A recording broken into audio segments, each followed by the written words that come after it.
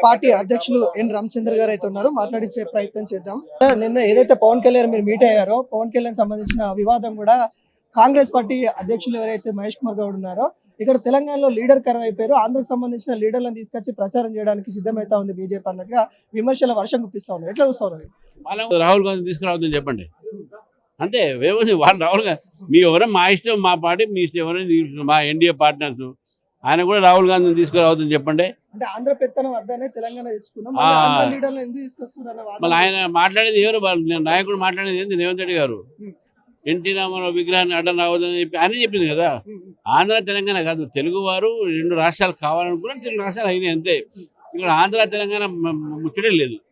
అంటే ఎట్లా వెళ్ళబోతా ఉన్నాం? మున్సిపల్ ఎన్నికలకు సంబంధించి ప్రణాళిక ఏముంది? వాళ్ళ అధికారంలో ఉన్నాం కాబట్టి ఖచ్చితంగా మేమే గెలుస్తామని ధీమా వ్యక్తం చేస్తా ఉన్నాం. మీ ప్రణాళిక ఏముంది? అది ధీమా మాత్రమే, అది బీమా కాదు కదా, అది ధీమానే.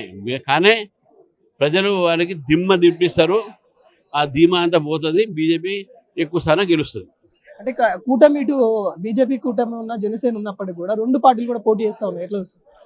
కొన్ని చెవిడ చేశారు, అది పవన్ కళ్యాణ్ గారు చూసుకుంటారు, వారు అడ్వైజ్ చేస్తారు వాళ్ళకు.